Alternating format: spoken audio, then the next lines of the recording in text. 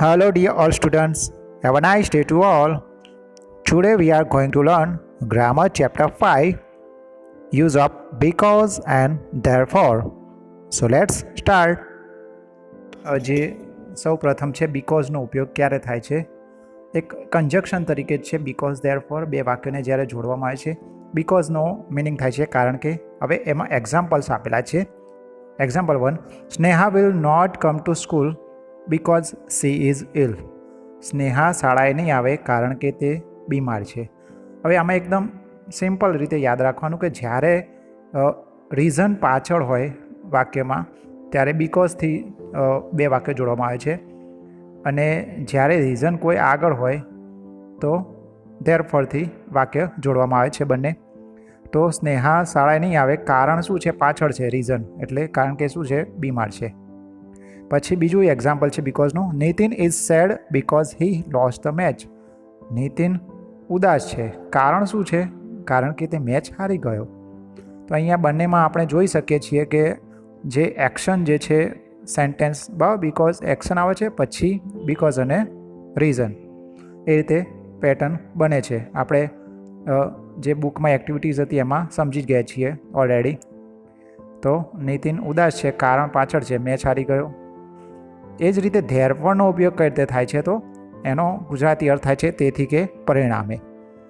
તો એના બે એક્ઝામ્પલ આપેલા છે, એના એ જ છે, પણ એમાં થોડો ફેરફાર થશે. વાક્ય ઉલટાઈ જશે કેમ કે એમાં રીઝન આગળ આવી જશે અને જે એક્શન છે એ પાછળ જશે. તો Sneha is ill therefore she will not come to school. Sneha બીમાર છે તેથી અથવા પરિણામે તે શાળાએ નહીં આવે. તો અહીંયા રીઝન આગળ જ આવી ગયું, એટલા માટે ધેરફોરનો ઉપયોગ થયો વચ્ચે. શું કારણ આગળ આવી ગયું? સ્નેહા બીમાર છે એટલે તેથી તે પરિણામે શું સ્કૂલે નહીં આવે. બીજું ઉદાહરણ છે Nitin lost the match therefore he is sad. Nitin match હારી ગયો અને તેથી તે દુઃખી છે, ઉદાસ છે. આમાં પણ રીઝન આવી ગયું આગળ અને એની એક્શન શું છે? પાછળ ઉદાસ છે, અને રીઝન શું હતું? મેચ હારી ગયો. તો અહીંયા ખાસ ધ્યાન રાખવું કે જ્યારે નામની જગ્યાએ સર્વનામનો ફેરફાર કરવાનો રહેશે તમારે. સ્નેહા છે તો સી આગળ આવી ગયું, પછી સ્નેહા પાછળ જતું રહ્યું, એમાં નીતિન માટે હી પાછળ જતું રહ્યું. એમાં વાક્ય જ્યારે ફેરફાર થયો ત્યારે બસ ઇઝી જ છે. ખાસ ધ્યાન રાખવાનું કે બીકોઝ હોય ત્યારે શું હશે? પાછળ રીઝન હશે, અને જ્યારે ધેરફોર હશે ત્યારે શું હશે? રીઝન આગળ હશે વાક્યમાં. હવે આપણે જે કોષ્ટક આપ્યું છે ને એને આધારે આપણે સમજી લઈએ બધા વાક્યો કઈ રીતે જોડવાનું થશે, અને એમાં ખાસ બીકોઝ કે ધેરફોર શેનો ઉપયોગ થશે એ શીખવાનું છે. જે આપણે જે યુનિટ 4 છે એમાં એક્ટિવિટીઝમાં આપણે સમજી જ ગયા છીએ. હું અહીંયા તમને સીધું જ લખેલા જ સમજાવી દઉં છું એટલે તમે સમય ન બગડે. આપણે પહેલું છે mister Modi is late. Mister Modi late છે. હવે અહીંયા સામેથી કયું આવશે વાક્ય? યસ, 5મા નંબરનું, બીકોઝ હી મિસ્ડ ધ બસ. કારણ શું છે? કારણ કે તે બસ ચૂકી ગયા છે. કારણ છે ને, લેટ કેમ આવે છે? તો કારણ છે કે બસ ચૂકી ગયા. પછી Jatin has won the match. Jatin match જીતી ગયો છે. Therefore he will get a gold medal. અહીંયા ઉપર આપેલું છે જે ઉપર 8મા નંબરનું જે વાક્ય છે એમાં. તો જતીન મેચ જીતી ગયો છે અને તેથી પરિણામે શું થશે? એને ગોલ્ડ મેડલ મળશે. તો અહીંયા કારણ આગળ છે કે મેચ જીતી ગયો છે. The teacher is absent therefore there will be no test today. Teacher જે છે એબસન્ટ છે, આજે ગેરહાજર છે, તેથી આજે કોઈ ટેસ્ટ લેવામાં આવશે નહીં. કેમ? કારણ આગળ આવી ગયું ને, રીઝન, કેમ કે ટીચર એબસન્ટ છે અને પરિણામે શું થશે? ટેસ્ટ લેવામાં આવશે નહીં. પછી છે ચોથું વાક્ય જે છે, we can not go outside because it is raining. આપણે બહાર જઈ શકીએ નહીં, કારણ પાછળ છે, ઇટ ઇઝ રેનિંગ, કારણ કે વરસાદ પડી રહ્યો છે બહાર. પછી Nitin is not well therefore he will not come to school.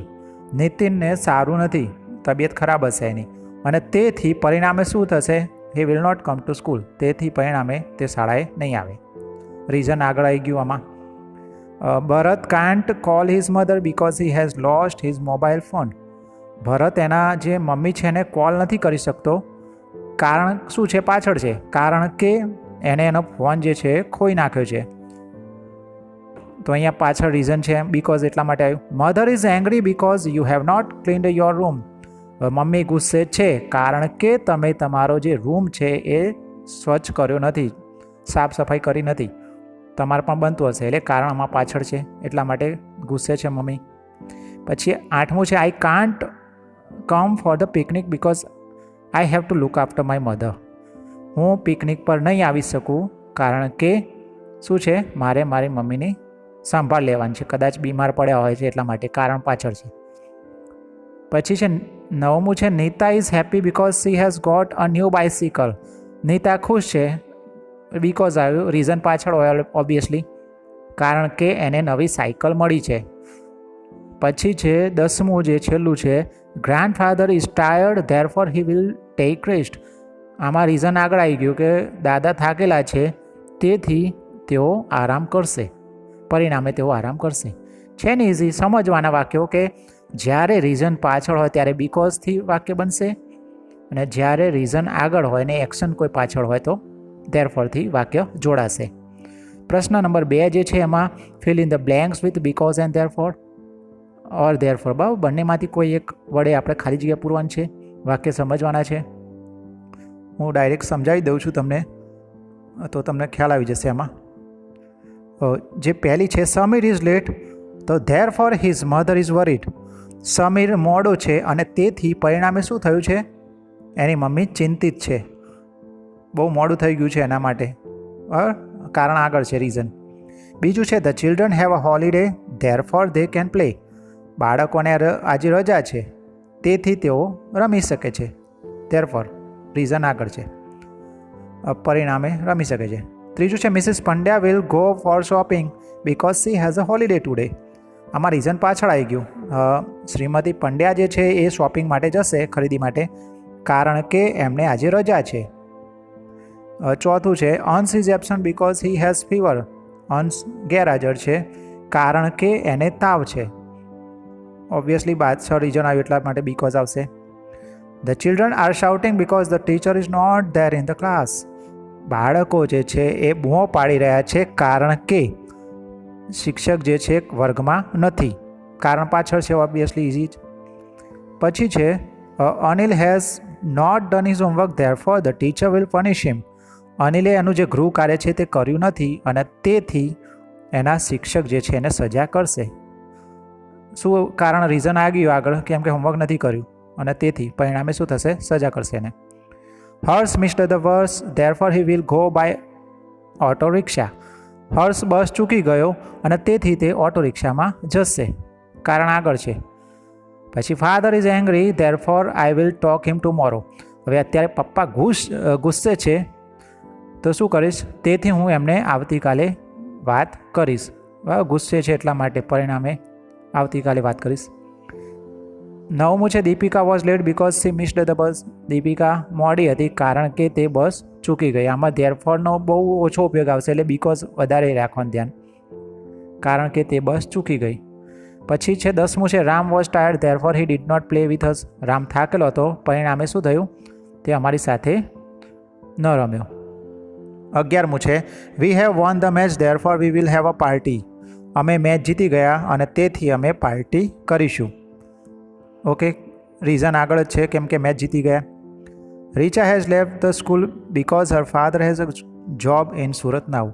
હવે રીચાએ શું કર્યું કે સ્કૂલ છોડવી પડી, બદલવી પડે, કારણ કે શું છે પાછળ રીઝન છે, કારણ કે એના પપ્પાને અત્યારે હાલ સુરતમાં જોબ આવી છે.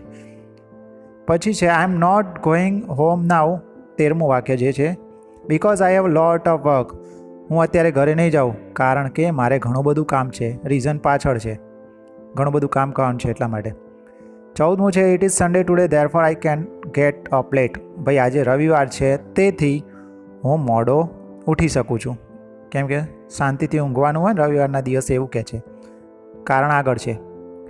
15મું જે વાક્ય છે there are few students in school because it is raining very heavily. બહુ જ ઓછા વિદ્યાર્થીઓ છે શાળામાં કારણ કે શું છે, બહુ જ ભારે વરસાદ પડી રહ્યો છે. 16મું વાક્ય છે Maya made tea because father wanted to drink it. માયાએ ચા બનાવી કારણ શું છે, એના પપ્પાને પીવી હતી, કે એના પપ્પાને પીવાની ઈચ્છા હતી. પછી છે 17મું છે Darshan is studying therefore he will not watch TV. આમાં ધ્યાન રાખવાનું કે દર્શન અભ્યાસ કરી રહ્યો છે અને તેથી પરિણામે તે ટીવી જોવાનો નથી, નહીં જુએ. બે કામ એકી સાથે ન થાય. કારણ આગળ છે, સ્ટડી કરી રહ્યો છે. 18મું છે the principal was angry because the boys broke the window. Principal ગુસ્સે થયા, એનું કારણ શું છે? કારણ કે જે છોકરાએ છે એમણે જે બારીને તોડી નાખી છે.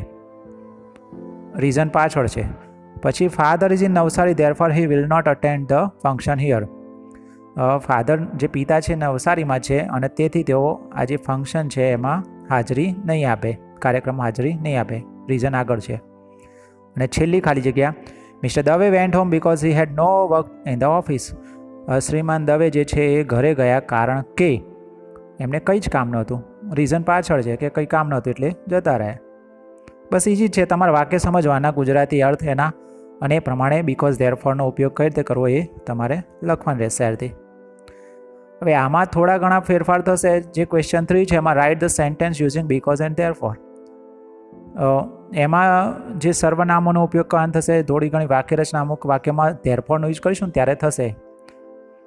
આપણે જે ઉદાહરણ નથી જોઈતા પણ ડાયરેક્ટ જ સીધા વાક્ય સમજી લઈએ જે આપેલા છે એમાં. જો યતિન શુડ હરી અપ, બિકોઝમાં તો કંઈ ફેરફાર કાન થશે નહીં એક કઈ વાક્યમાં.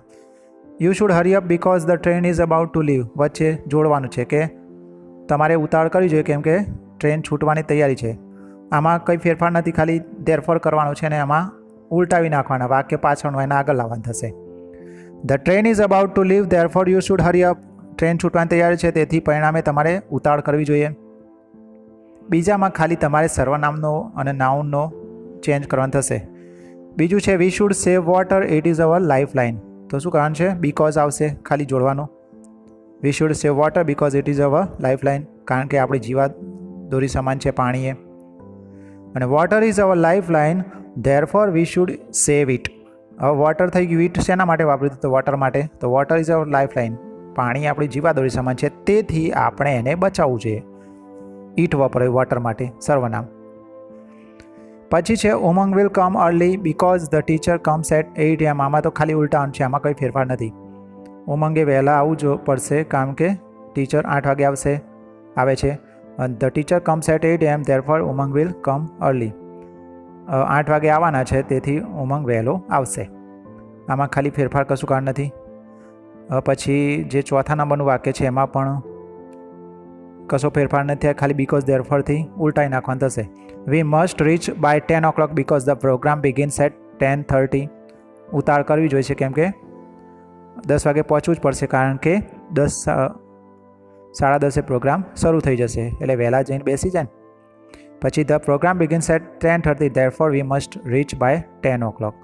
પ્રોગ્રામ 10:30 શરૂ થશે તેથી આપણે 10 વાગે સુધી પહોંચી જ જવું જોઈએ. આમાં થોડોક ધ્યાન રાખવાનું કે આમાં થોડો ઘણો ફેરફાર થશે. ઈટ એક્સરસાઇઝ માટે યુઝ કર્યું છે સર્વનામ.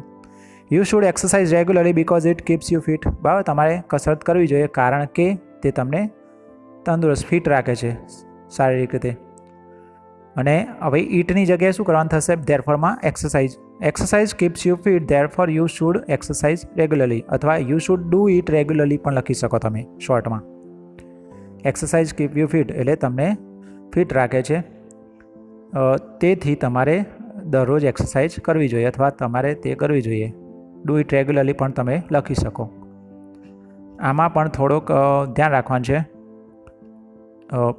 છઠ્ઠું છે it fresh fruits because they are good for health. બરાબર, જે તાજા ફળો છે એ ખાઓ કારણ કે તમારા સ્વાસ્થ્ય માટે સારા છે.